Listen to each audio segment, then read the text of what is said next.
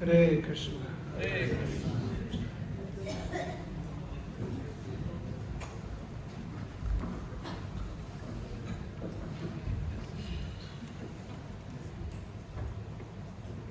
So, today we'll read from Bhagavad Gita as it is. And before beginning, we'll recite some mantras. Om Ajnana Timirandasya Gnanjana Shalakaya Chakshurandilitam Yena Tasmai Shri Gurave Namaha Shri Chaitanya Manobhishtam Stapitam Yena Bhutale Swayam Rupa Kadamayam Tatati Svapadantikam Panchakopa Drubhyascha Kripa Sindhubhyevacha Patitanam Pavanebhyo Vaishnavebhyo Namo Namaha Jai Shri Krishna Chaitanya Prabhu Nityananda Shri Advaita Gadadhar Shri Vasari Gaura Bhaktavinda Hare Krishna Krishna Krishna Hare Hare Hare Rama Rama Rama Hare Hare. So these are prayers, mantras that we recite begging the blessings from our acharyas, who are teachers in our line, to give us knowledge, awaken our eyes from darkness, and so that we can speak properly on our Gaudiya Vaishnava Siddhanta. And before we read Bhagavad Gita, there's a special mantra that we chant, Om Namo Bhagavate Vasudevaya. So I'll chant and you can repeat. Om Namo Bhagavate Vasudevaya. Om Namo Bhagavate Vasudevaya.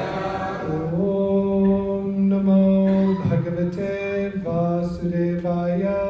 Om Namo Bhagavate Vasudevaya. Om Namo Bhagavate Vasudevaya. Om Namo Bhagavate Vasudevaya. So by chanting Om, we are signifying the supreme absolute truth. Namo Bhagavate Vasudevaya, that supreme absolute truth is named Vasudeva. And now we'll hear some words from Vasudeva, Krishna. We'll be reading from the 9th chapter of Bhagavad Gita, titled The Most Confidential Knowledge. So you're all going to learn the most confidential knowledge today. And we're going to be reading from text 25. So I'll read the Sanskrit verse and purport. Yanti deva vrata devan pitrin yanti pitravrataha bhutani yanti bhutejva yanti madhyajino pimam. Translation: those who worship the demigods will take birth among the demigods. Those who worship the ancestors go to the ancestors. Those who worship ghosts and spirits will take birth among such beings, and those who worship me, Krishna, will live with me. Purport by His Divine Grace, Srila A.C. Bhaktivedanta Swami Srila Prabhupada Ki Jai. If one has any desire to go to the moon, the sun, or any other planet, one can attain the desired destination by following specific Vedic principles recommended for that purpose, such as the process technically known as Darsha Purnamasi. Purnamasi means the worship or the ritual that's done during the full moon. Purnamasi. So if you want to go to the moon, you don't have to get in a rocket ship, you don't have to get in any kind of mechanical vehicle. You can actually perform a Vedic ritual that will give you a higher dimensional body. These are vividly described in the fruit of activities portion of the Vedas, which recommends a specific worship of demigods situated on different heavenly planets. Similarly, one can attain the Pitta planets by performing a specific yajna. Similarly, one can go to many ghostly planets and become a yaksha, raksha, or pisacha. These are different Sanskrit names for ghosts and demons, very intense spirits. Pisacha worship is called quote-unquote black arts or black magic. There are many men who practice this black art, and they think that it is spiritualism, but such activities are completely materialistic. Similarly, a pure devotee who worships the Supreme Personality of Godhead only achieves the planets of Vaikuntha and Krishna Loka without a doubt. It is very easy to understand through this important verse that if by simply worshipping the demigods one can achieve the heavenly planets, or by worshipping the Pittas achieve the Pitta planets, or by practicing the black arts achieve the ghostly planets, why can the pure devotee not achieve the planet of Krishna or Vishnu? Unfortunately, many people have no information of these sublime planets where Krishna and Vishnu live. And because they do not know of them, they fall down. Even the impersonalists fall down from the Brahma Jyoti. The Krishna consciousness movement is therefore distributing sublime information to the entire human society to the effect that by simply chanting the Hare Krishna mantra, one can become perfect in this life and go back home, back to Godhead. Srila Prabhupada ki jai.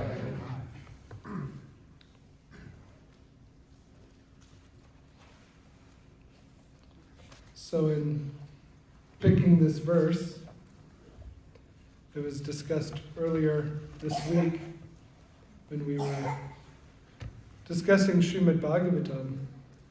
And Srila Prabhupada says that this is a very important verse in Bhagavad Gita. And the first point that came to mind when really thinking about this verse is that we all worship something, right?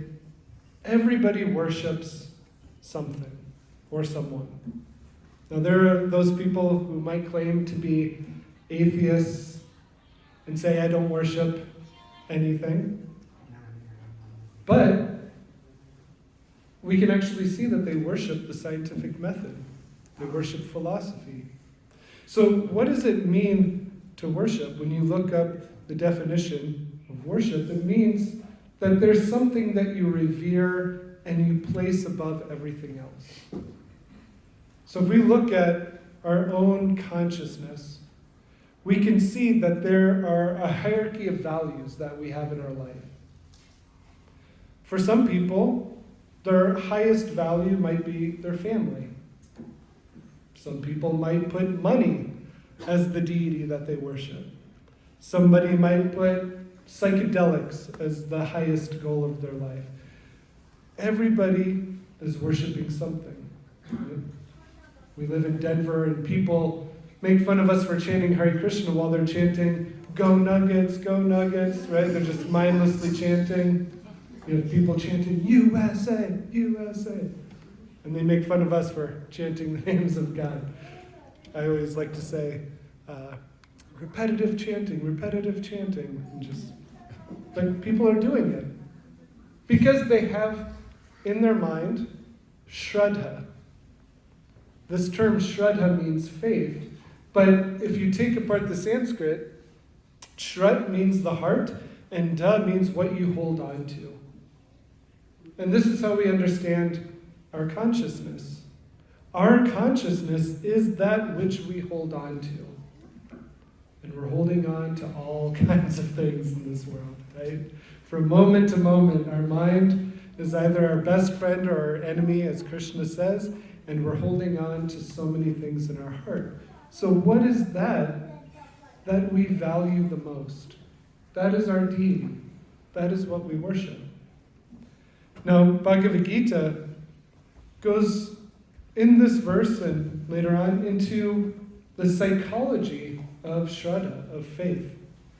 So Krishna in Bhagavad Gita in the 17th chapter, he talks about the Shraddha Bhaga Yoga, the yoga of different faiths. There's different divisions of faith. And Bhagavad Gita does something that's really deep in understanding who we are. Breaks all humanity down into three groups. And that can seem very simplistic, but of course, when you start mixing and matching the three types, then you get to 9, 18, ultimately you get to an unlimited mixture of psychologies. But just to make things simple, there's three aspects of consciousness: sattva, rajas, and tamas. Anybody who's a yogi practitioner knows these terms of meaning goodness, passion, and ignorance. And in this verse today, when it's talking about those who worship the devatas, the demigods, those who worship the ancestors, those who worship ghosts and spirits, it's connecting with the goodness, passion, and ignorance. How? Very interestingly, our teachers of Bhagavad Gita state that whatever deity, whatever highest value you have, that's going to make up your mode of nature. That's going to put you in goodness, passion, or ignorance. So it's quite interesting how whatever we are Shraddha holding on to, that's going to make up our consciousness. That's going to make up our psychology. And so in today's verse, you have the goodness, those who are worshiping the devatas; passion, those who are worshiping the ancestors; and those who are in tamas, mode of ignorance, worshiping the ghosts and spirits. Now, something interesting about the Sanskrit here, bhuta, can also mean worshiping matter. So we have these three aspects: goodness, passion, and ignorance. For the child, the highest value is the parent. Good teaching right here, see? So, in terms of goodness, passion, and ignorance, we see the world going on. There are people who worship war, right? Especially now. They're praising war for some ignorant reason. But we have this goodness, passion, and ignorance. And according to our deity, we're going to be placed in that. So then we get to a point where, okay, now I have this knowledge. I don't want to be in passion and ignorance. In the 14th chapter of Bhagavad Gita, it's called The Modes of Nature. And Krishna talks about these three modes. So just listen to the different modes, the different consciousness we can have depending on what is our highest value. Krishna says, the mode of goodness, being purer than the others, is illuminating, and it frees one from all sinful reactions. Those situated in that mode become conditioned by a sense of happiness and knowledge.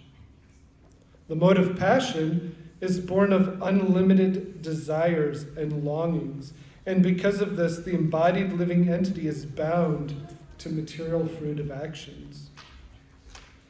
And, O Arjuna, know that the mode of darkness, born of ignorance, is the delusion of all embodied living entities. The results of this mode are madness, indolence, and sleep, which bind the conditioned soul.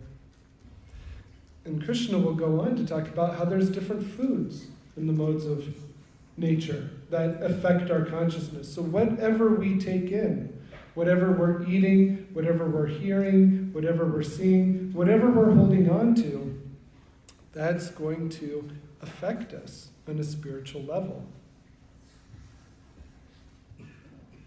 And so now we have this knowledge. Okay, I know what the goodness is. I want to be happy. I want to be in knowledge. I don't want to be sleeping and lazy. I don't want to have unlimited desires and just being pulled everywhere. And this is where Shastra comes in, Bhagavad Gita, where we get to understand who the highest deity is. There's a Latin term that Srila Prabhupada uses quite often in his books called the summum bonum. And he actually titles the 10th canto of Srimad Bhagavatam the summum bonum. And summum bonum means the highest good. The highest of all good is Krishna. Ishvara Parama Krishna Satchidananda Vigraha Anadir Adir Govinda Sarva Karana Karanam. So before there's cause and effect, one who causes everything, material, spiritual worlds, that is Krishna. And he's Satchid Ananda Vigraha. He is the embodiment of eternity, knowledge, and bliss. That sounds like the supreme deity, right? Eternity, knowledge, and bliss. The cause of all causes, one who's transcendental to all. And in Shastra, though, it gets very interesting. Those who are from Bharatvarsha, you know that there's so many Vedas, Upanishads, Puranas. And it's quite interesting how the Puranas are divided into 3 sections for goodness, passion, and ignorance. And when you go to India, then what happens are there's some people who worship Shiva as the supreme. Some worship Devi, Parvati, Durga as the supreme. Some worship Krishna as the supreme. What does Shastra say? Well, according to one's mode of nature, Shastra might say something different because Shastra is there for everybody. It's not, oh, only these people are allowed to make advancement, all the rest go to hell. No, Shastra and the rishis, sages, they want everyone to have some benefit. So if you're in the mode of ignorance, maybe you can't be in the good mode of goodness. By worshiping Lord Shiva, then you'll elevate yourself. But in Bhagavad Purana, there's a very special story that reveals the main deity. So in the 10th canto of Srimad Bhagavatam, many of you might be aware, it's about the beautiful pastimes of Krishna. And there's one particular pastime where there's a great rishi named Bhrigu Muni. Many of you might know who Bhrigu Muni is. He's one of the great rishis, sages. And Bhrigu Muni, he's sitting on the bank of the Sarasvati River. And there's all these Brahmavadis.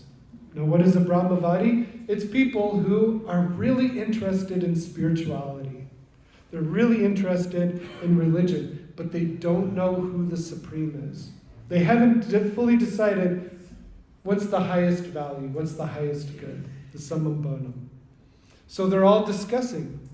Maybe Brahma, he's the Supreme. Maybe Shiva, he's the Supreme. Maybe Vishnu, he's the Supreme. Bhrigu Muni, he gets a little tired of talking, and he wants to act. So Bhrigu Muni, he is the son of Brahma. So he goes to Brahmalok. These great sages, again, just as you can get a particular body to go to the moon or sun, these rishis, great personalities, they can travel all over the universe. And so Bhrigu Muni, he goes to see his father, Brahma. But what happens? Brahma comes to greet his son, and Bhrigu, he doesn't say anything, doesn't greet his father, doesn't pay obeisances. And Brahma gets angry, right? I don't know about other parents, but when you're a parent and your child, they misbehave or do something against you, it hurts your heart and you become a little angry inside, right? And so Brahma, he becomes angry, but because Brahma, he is quite elevated personality, using his intelligence, he calms himself down. So Bhrigu Muni notices, Brahma, he's supposed to be this deity, but he gets angry. So then Bhrigu, he goes to see his brother, Lord Shiva. Lord Shiva's also son of Brahma, right? He's created from the forehead when Brahma gets angry at the 4 Kumars.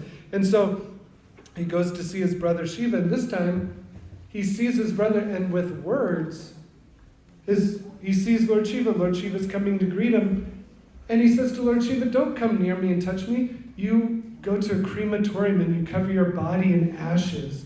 You're impure. Stay away from me. So it gets a little worse. Srila Prabhupada in Krishna book describes how there's the mental offense with the mind that he did with Brahma, that's less, but with words, you're actually shooting out arrows at somebody's heart. You want to hurt them with your words. And so Bhrigu Muni, he's trying to hurt his brother with his words, and Shiva, his other name's Rudra, anger personified. He gets so angry, he takes up his trident and is going to kill his brother Bhrigu Muni. Parvati Devi, the goddess who's so compassionate, she falls down in front of Lord Shiva and begs him, no, please forgive your brother. And he finally forgives. And now Bhrigu. Okay, I've tested Brahma, Shiva. Okay, now the other sages, they were talking about Vishnu. So Bhrigu Muni, through his worship, goes to Svetadvip, Vaikuntha, where Lord Vishnu is lying down. Goddess Lakshmi is tending to the Lord. And Bhrigu Muni, he does something even more offensive. He goes up and he kicks Vishnu right in the chest. So he goes from the mental offense to the word to the bodily, where he just kicks the Lord in the chest when the Lord is sleeping, nonetheless. He's completely defenseless. And Vishnu gets up. And what does Vishnu do? Oh, dear Brahmana, I am so sorry that we did not greet you, give you a nice sitting place. I know my chest is very hard. It must have hurt your foot quite a lot. Please allow me to massage your foot and take away the pain from kicking my chest. And then he says, now that you've actually purified my chest, Goddess Lakshmi will stay on my chest. Goddess Lakshmi, she's known as the goddess of fortune. And so her name is Chanchala. So somebody might be rich one day, poor another day, Chanchala. This constant changing of fortune. But Lord Vishnu said, the Brahmins, they're so pure that now you've kicked my chest, now she'll stay on my chest. She won't leave. And Bhrigu Muni's just astonished. I saw the other deities becoming angry, even wanting to harm me. And now I've done something so offensive to Lord Vishnu, and he's just forgiving and compassionate. Srila Prabhupada says something very beautiful in this section. He says that one's greatness has to be estimated by one's ability to tolerate provoking situations. I'll say that one more time. It's so important. One's greatness. So if we're going to think about anybody's greatness, one's greatness has to be estimated by one's ability to tolerate provoking situations. If you look at a candle and there's a little breeze, the flame's going all over the place. But if you get a bigger flame, a bigger fire, right? It could even be a hurricane weather, and you have such a grand fire, it won't be disturbed. And so this is showing how Vishnu is the Supreme Personality of Godhead. He is the summum bonum. And so Bhrigu Muni, he goes back to all the Brahmavadis, tells what has happened, and they all agree that, oh, this is how Vishnu is the Supreme. He's unaffected by anything material. And now we get to the last part of our verse today, where it talks about those who worship Krishna go to Krishna. Krishna means one who is all attractive. Again, the embodiment of eternity, knowledge, and bliss. And that is all within us. We're actually part and parcel of Krishna, but again, we're covered by all these designations. We're covered by all these different value systems, thinking this is valuable more than this and that, and it's all related to this body rather than related to the soul. And so when one connects with Krishna, And the easiest way to make our consciousness one with Krishna is to chant Hare Krishna, Krishna Krishna, Hare Hare, Hare Rama, Rama Rama, Hare Hare. This is connecting our consciousness with Krishna, that Cheto Darpana Marjanam cleanses our heart from all those things that we're holding on to, Shraddha, and placing that proper Shraddha at the lotus feet of Krishna. And it seems like, wow, that's such an easy process, right? We start our beginning worship with dancing and chanting, and it's very fun. And that's worship. That's connecting with Krishna. Now, Srila Prabhupada, in the last part of the purport, talks about Vaikuntha.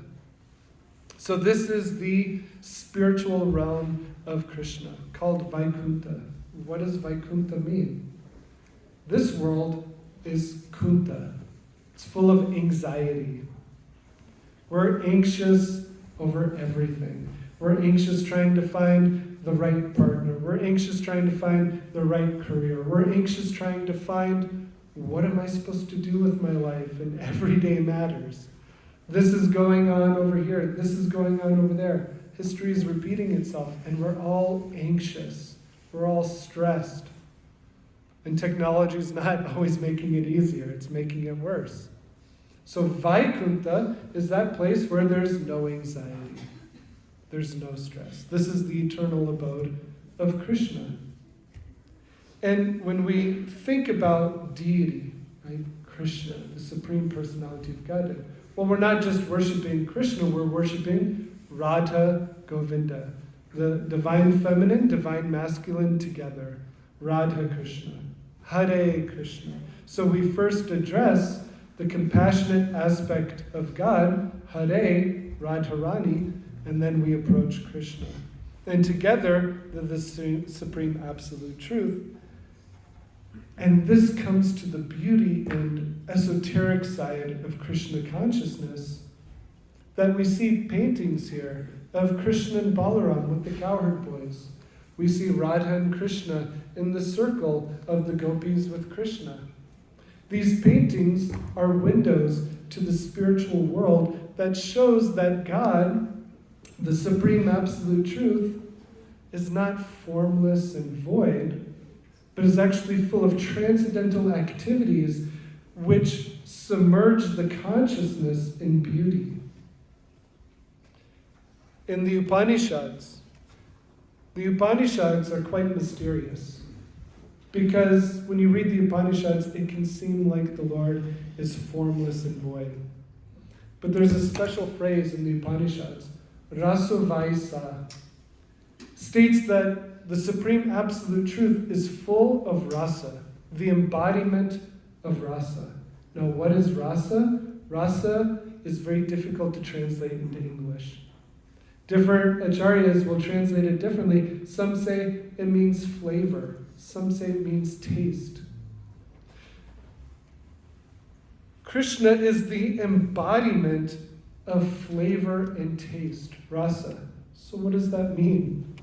It means that we can have an intimate relationship with God that is a perverted reflection of our relationships here.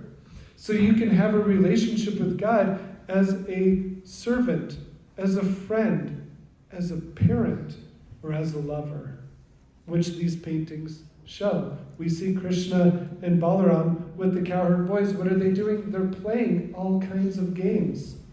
They're very much in that bro mood. And here we have the conjugal rasa of Radha and Krishna, where Radha and Krishna are exhibiting the highest transformation of love. So this is what Srila Prabhupada and our acharyas have come to give us, entrance into the abode of a higher consciousness that's full of love and intimacy on a transcendental platform. That which we're really trying to get in the material world, and we are constantly being stressed, full of anxiety and depression over, we can actually transform our consciousness through the chanting of the holy name into a state of divine bliss and love that can never even be touched. What to speak of the pleasure of this world, even the pleasure of the Brahmavadis, those who are trying to merge with God. Prabhupada states, even those Brahmavadis are falling down from merging into the Supreme because there's no activity, there's no rasa. We have Rasa Gya Prabhu, knower of rasa.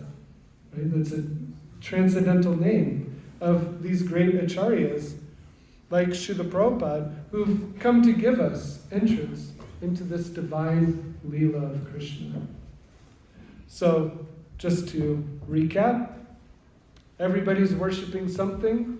We're either worshiping something material, higher in this world. Who is the real deity? Bhrigu Muni gives us a very powerful demonstration. Again, this powerful phrase. One's greatness has to be estimated by one's ability to tolerate provoking situation and ultimately entering into the divine Leela of Radha and Krishna. Thank you for your kind attention. Please forgive me for any of my faults. Are there any reflections or questions that anybody has on anything that was spoken today or presented? Hare Krishna. You were saying that actually we should actually it's not just Krishna, it's Radha and Krishna, so the divine couple. Is it more accurate? Should we speak of God as the divine couple? Would you say that's like a more accurate description in general? Like we say Krishna commonly, But Yeah. So we are known as the Hare Krishnas. So we're saying the divine couple's names. And oftentimes it's shortened down to Krishna consciousness. Do you want a short answer or a long answer on this one? Because it's quite interesting in this day and age, again, upadis, we're covered with these false designations, male and female being one of them. Actually, according to Bhagavad Gita, we're all female. There's only one Purusha, Krishna. All the jivas are actually female, in an esoteric way. Again, we can't bring it down to the mundane subject, but it is interesting that we've lost the balance of male and female, even within ourselves. So for myself, I don't know about others, but has anybody studied Carl Jung, Jungian psychology? So you know that there's the anima animus. Every male has a female counterpart that we have to deal with and process. Otherwise we start projecting outwards and it just makes a mess of everything. Female side has the animus, the male part they have to connect with. Otherwise we just project, make a mess out of everything. And when we look at ancient civilizations, you always have the pair. You always have you have the masculine and the feminine. Over time, though, we've kind of lost that, especially with the Abrahamic religions. I'm not going to knock down Christianity, Judaism, but there's that Abrahamic religion aspect of there's only the Father. Now, the Catholic Church has done something interesting. You get the worship of Mother Mary. You're starting to bring back that divine feminine. But yeah, it is interesting in our day-to-day life how important it is to really bring back that divine couple aspect. Because then, even for us, we worship Lord Chaitanya Mahaprabhu, who is Radha and Krishna combined. So you have Lord Chaitanya, who is Radha and Krishna. And you get the perfect deity embodiment of Lord Chaitanya Mahaprabhu. You see him as the more compassionate side, taking on the Radha Bhava duty.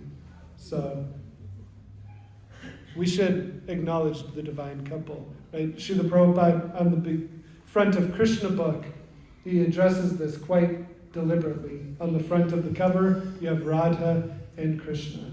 And they are a mystery for the materialists. So again, it's something that we have to, again, look at. We have Sitaram, Lakshmi Narayan, We have Shiva Parvati. We have all of these goddess, gods, and then we have that in ancient cultures also. So it's always been that way. Does anybody know the wife of Yahweh? In the Bible, you have the deity, right? Yahweh, Asherah. So that's a very interesting aspect of the Old Testament. Asherah has been kind of moved out of the picture, but they have these Asherah pillars in different parts of the Middle East. Yes? What's the importance of knowing Asherah's name? The importance of knowing what we're talking about. The importance. Oh, the importance of Of understanding? To know the name of. Oh, Asherah. Yeah, just that there was a goddess that was worshipped during the time of early Judaism. Yeah. Thank you. Yeah. Thank you. Just clear. Mhm. Any other reflections, questions on anything? Another question. Yes. So yeah, as Prabhu was saying, like we said, you were saying Hare Krishna, then the next part he says Hare Ram. Mm. This word Ram actually means that the energy that Krishna gained by serving Srimati Radharaman. So Ah, also yeah. address him as Radharaman as well. So yeah, and then in Bhagavatam it is clear written the difference between humanistic creation and the spiritual creation is that, like, suppose people, we have an industry, we develop cars, we develop cell phones. So cell phones and cars, they don't have any genders. But the spiritual creation, as you're saying, Radha Krishna, Shiva Parvati, they have like male and female. So yeah, I just wanted to share a reflection. Yeah, that's very powerful. He was saying how, right, the creations, material creations are non-gender, like cell phones, things like that. But then in the spiritual creation, there's that variety. Thank you, that's quite profound. Yes, in the back. Does one have to balance your male and female energy to be virtuous?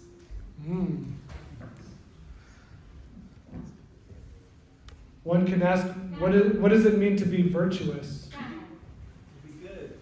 To be good.